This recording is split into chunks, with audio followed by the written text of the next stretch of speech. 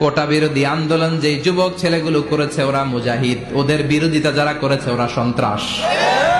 নিরাপদ সড়ক চাই আন্দোলন যে ছেলেগুলো করেছে এক একটা মুজাহিদের বাচ্চা, ওদের বিরোধিতা যারা করেছে এক একটা কুখ্যাত সন্ত্রাস।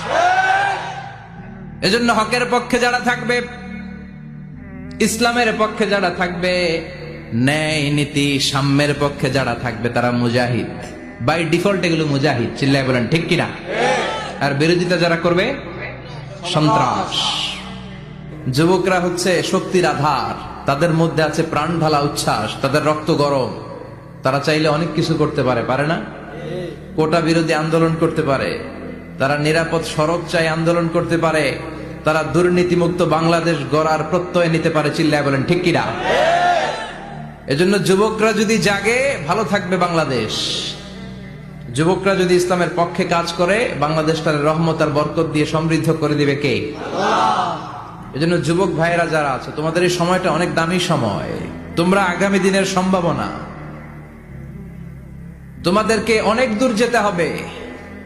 You have to make a very bright career for your society, for your family, for your country. তোমাদেরকে অনেক দূর যেতে হবে।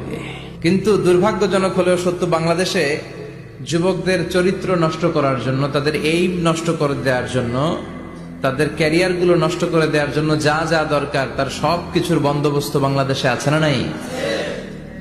তাদের নৈতিক অবক্ষয়ের জন্য সবচেয়ে ভয়ঙ্করতম জিনিস হচ্ছে মাদক। বাংলাদেশে এটা নাই? হ্যাঁ আছে। এই মাদকের সাথে মুসলমানের কোনো সম্পর্ক থাকতে পারে? সিগারেটের সাথে মুসলমানের কোনো সম্পর্ক থাকতে পারে? সিগারেটের অভ্যাস আমাদের নাই তো? হ্যাঁ, এটা কিন্তু জাহান্নামের খাবার। খেয়াল রাখবেন, সুগন্ধি, সুগন্ধি, this is the sign of paradise. সুঘ্রাণ, এটা হচ্ছে জান্নাতের আলামত। আর ধোঁয়া, এটা জাহান্নামের আলামত। কথা কন, ধোঁয়া কিসের আলামত? আগুন জ্বালাইলে কি ওঠে? ধোঁয়া ওঠে। সিগারেট খেলে কি ওঠে? পৃথিবীতে এই একটা মাত্র খাবার আছে যেটা টয়লেটে বসে খাওয়া যায়। কথা বলেন, খাওয়া যায় না? টয়লেটে বসে খায়।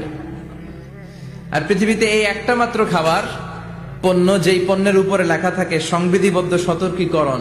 এজন্য এলাকাতে এই ফেন্সিডিলের ব্যবসা, ইয়াবার ব্যবসা, এগুলোকে সংঘবদ্ধ হতে দিবেন না।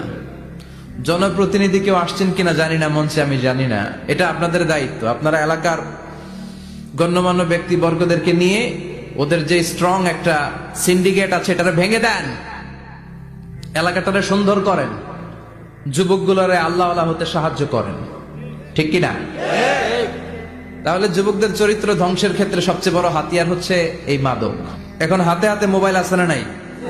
এই যে এটা একটা সিনেমা হল, এটার নাম কি? কথা কন। যত সিনেমা আছে সব ঢুকানো যায়, আবার মাহফিলে ঢুকানো যায়। The choice is yours, the decision is yours. তুমি জান্নাতে যাবা না জাহান্নামের লাকড়ি হবা, সিদ্ধান্ত তোমার।